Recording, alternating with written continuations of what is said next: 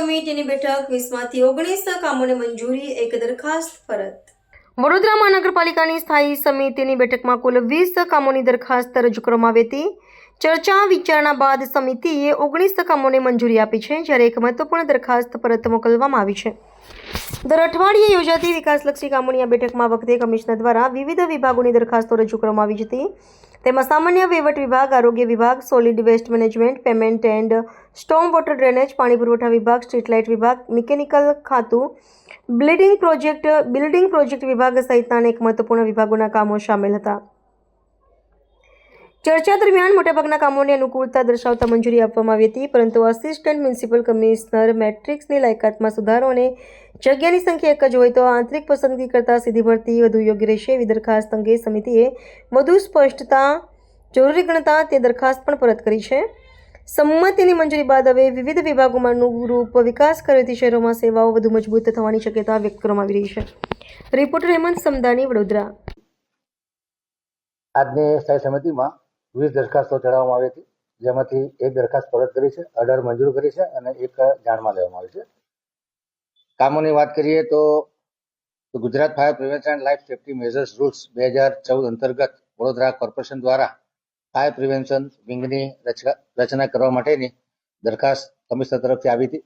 દરખાસ્તમાં જણાવ્યા મુજબ લગભગ 34 જેટલો મેન પાવરનું મહેકમ ઊભું કરવાનું છે, જેમાં ખાસ કરીને deputy chief fire officer, divisional fire officer, station officer, સબ officer, additional assistant engineer civil, additional assistant engineer electrical અને સૈનિક ફાયરમેન જુનિયર ક્લાર્ક 4, એમ છે ટોટલ 34 જેટલી જગ્યાનું મહેકમ આજે ઊભું કરવાની જે દરખાસ્ત હતી એને સૈદ્ધાંતિક મંજૂરી આપવામાં આવી છે. વડોદરા મહાનગરપાલિકા સામાન્ય વહીવટ વિભાગ દ્વારા જે અલગ અલગ ડિપાર્ટમેન્ટમાં 150 કે તેથી વધુ જગ્યા માટે વાર્ષિક ઇજારતી ફીની જરૂર હોવાના કામને 3.53 કરોડ એટલે કે 0.9% ઓછા મુજબના ભાવપત્રકને મંજૂરી આપવામાં આવી છે. વડોદરા મહાનગરપાલિકા દ્વારા આસિસ્ટન્ટ મ્યુનિસિપલ કમિશનર વર્ગ 1ની પે મેટ્રિક્સ 67,700 થી 2,08,700ની જગ્યાની લાયકાતમાં સુધારો કરવાની દરખાસ્ત હતી, જે માનનીય કમિશનરશ્રીના લેટરના આધારે પરત કરવાનો નિર્ણય લેવામાં આવ્યો છે. આરોગ્ય વિભાગ દ્વારા એનિમલ બર્થ કંટ્રોલ રૂલ્સ 2023 અંતર્ગત રખડતા કૂતરાના ખસીકરણ, હડકવા વિરોધી રસીકરણ ની કામગીરી ઉપરાંત એમને ખાધા ખોરાકી અને સુપરવિઝન ચાર્જ માટેની જે દરખાસ્ત આવી હતી, જેમાં જે કામગીરીના 1 થી 4 કામગીરી દર્શાવેલ છે, જેને મંજૂર કરવામાં આવી છે, પરંતુ ડોગ માટેના શેલ્ટર હોમ અને એના માટેની ડોગ વાન અને બોલેરો ગાડી ખરીદવા માટે અલગથી દરખાસ્ત સ્થાયી સમિતિમાં રજૂ કરવાની રહેશે. મકરપુરા સ્થિત લેન્ડફિલ સાઇટ ખાતે ઘન કચરા નિકાલ માટે 2 લાખ મેટ્રિક ટન પ્રોસેસિંગ માટે ₹851 પ્રતિ મેટ્રિક ટન જે મર્યાદા વધારવાની છે, એટલે 2 લાખ મેટ્રિક ટન સુધીની કામગીરી વધુ કરવાની હયાત એજન્સીને પરમિશન આપવામાં આવેલી છે. ઇલેક્ટ્રિકલ મિકેનિકલ સુવેજ શાખા દ્વારા diesel engine driven self priming trolley mounted pump set 10 નંગ ખરીદવાના હતા, જે 1% ઓછાના ભાવે એટલે કે 82,01,000ના ભાવપત્રકને મંજૂરી આપવામાં આવી છે. ફતેગંજ વિસ્તારમાં કમાટીપુરા નવયુગ વિદ્યાલયથી તાજ બુરહાની થઈને વિશ્વામિત્રી નદી સુધી આરસીસી કવર્ડ વરસાદી ચેનલ બનાવવાના કામને 16.9% ઓછા મુજબ 2,45,00,000 વત્તા જીએસટીના કામને મંજૂરી આપવામાં આવી છે. વડોદરા મહાનગરપાલિકાના પૂર્વ ઝોન વિસ્તારમાં હયાતી વરસાદી ગટર સાફ કરવાના કામે ઇજારદારની નાણાકીય મર્યાદામાં 20 લાખનો વધારો કરવાનો હતો, જેને મંજૂર કરવામાં આવ્યું છે. ઓરિજિનલ ઇજારો 25.51% ઓછા મુજબનો હતો. વડોદરા મહાનગરપાલિકા ઉત્તર ઝોનમાં હયાત વરસાદી ગટર સફાઈ કરવાના કામે જે ઇજારદાર હતો, જે 25% ઓછા મુજબનો ઇજારો હતો, જેમાં 3 માસ અને 17.50 લાખનો વધારો માંગવામાં આવ્યો હતો, જે મંજૂર કરવામાં આવે છે. દક્ષિણ ઝોનમાં 2 કરોડની મર્યાદામાં પથ્થર પેવિંગ કર્બિંગ કરવાના જે કામ હતું, જે 30.28% ઓછા મુજબ 2 કરોડની મર્યાદામાં કરવાના કામને મંજૂરી આપવામાં આવે છે.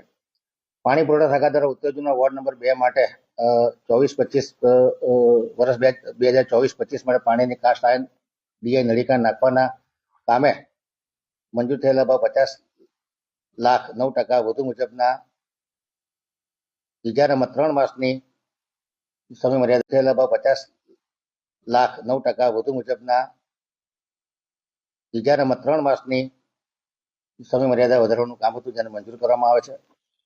પ્રોજેક્ટ મેનેજમેન્ટ કન્સલ્ટન્સીમાં planning, designing, preparation of DPR અને implementation of all water supply new capital project as well as augmentation of existing working system including existing source augmentation અને ન્યૂ સોર્સ અને વોટર સપ્લાય નેટવર્કના કામ માટે જે consultant એજન્સીને રોકવામાં આવી છે તેમાં 4 એજન્સી ખાસ કરીને વાપકોસ, સેપિયન્ટ, મલ્ટીમીડિયા અને માનવ સેવા કન્સલ્ટન્ટને 1.75% પ્રોજેક્ટ કોસ્ટના ભાવથી એપોઇન્ટ કરવાનું નક્કી કરવામાં આવ્યું છે. 4 જણની પેનલ કરવામાં આવશે અને પારાપરથી બધાને કામ આપવામાં આવશે. ઉત્તર ઝોન વોર્ડ નંબર 7માં 2024-25 પાણીની કાસ્ટ આયર્ન ડીઆઈ નળિકા નાખવાના કામે સમય મર્યાદામાં 3 માસનો વધારો માંગવામાં આવ્યો હતો જે મંજૂર કરવામાં આવે છે. ઉત્તર ઝોનમાં વોર્ડ નંબર 3 માટે જે પાણીની કાસ્ટ આયર્ન ડીઆઈ નળિકા નાખવાના પાઇપ સેવાના કામ હતું જેની સમય મર્યાદામાં 3 માસનો વધારો માંગવામાં આવ્યો છે જે મંજૂર કરવામાં આવે છે. પશ્ચિમ ઝોન વોર્ડ નંબર 8માં પણ એ જ રીતે પાણીની કાસ્ટ આયર્ન નળિકા માટે સમય મર્યાદા 3 માસનો વધારો માંગવા જે મંજૂર કરવામાં આવે છે.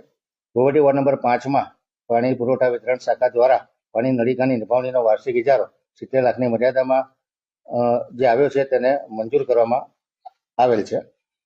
સ્ટ્રીટ લાઇટ વિભાગ દ્વારા ત્રીજા પ્રયત્ને ડીડબ્લ્યુસી પાઇપલાઇન ખરીદી 1% ઓછાના ભાવે 30,69,000ના કામને મંજૂરી આપવામાં આવી છે.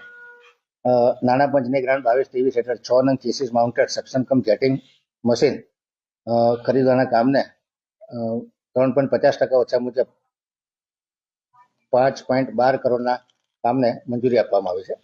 ખંડેરાવ માર્કેટ ખાતે આઈટી બિલ્ડિંગનો સ્ટ્રક્ચર સ્ટેબિલિટી રિપોર્ટ પ્રશાસન હેઠળ 10,56,000ના ખર્ચે કરવામાં આવ્યો હતો જેને જાણમાં લેવામાં આવ્યું છે. પશ્ચિમ ઝોનમાં ડિમોલિશ કરેલ સુભાનપુરા અતિથિગૃહના સ્થાને નવીન અતિથિગૃહ બનાવવાનું કામ 3.71% વધુ મુજબ 7.41 કરોડના કામ બાબતોને મંજૂરી આપવામાં આવી છે. આરોગ્ય વિભાગની જે દરખાસ્ત છે જે પરિપત્ર છે અને નામદાર કોર્ટનો પણ જે હુકમ છે તેમાં કયા પ્રકારે કામગીરી થશે નામ જે વાત કરી રહ્યા છો કે અલગથી જે દરખાસ્ત આવશે તો આ અગાઉ પણ આ પ્રકારના શેલ્ટર હોમ બનાવવાની જાહેરાત કરી હતી એનું શું સ્ટેટસ? મેં કીધું કે 4 ઝોનમાં સ્ટ્રે ડોગ્સ માટેના શેલ્ટર હોમ બનાવવામાં આવશે. સાથે સાથે ડોગને લઈ જવા લાવવા માટે પકડવા માટે ડોગ વાન અને બોલેરો ગાડીની જરૂરિયાત છે એ પણ ખરીદી કરવામાં આવશે. સૈદ્ધાંતિક મંજૂરી આપી દેવામાં આવી છે પરંતુ જ્યારે પણ મોટો ખર્ચ થતો હોય ત્યારે એના માટેનું ટેન્ડર પ્રોસેસ કરી અને એની દરખાસ્ત સ્ટેન્ડિંગમાં લાવવાની રહેશે. અગાઉ પણ આ પ્રકારના આયોજનોની વાત કરવામાં આવી હતી તો એ આયોજનો પૂરા થયા છે? મેં કીધું કે આ સુપ્રીમ કોર્ટની ગાઈડલાઈન પ્રમાણે આ વખતે અત્યારે જે ગાઈડલાઈન આવી છે એ પ્રમાણે કામગીરી આવનારા ભવિષ્યમાં કરવામાં આવશે.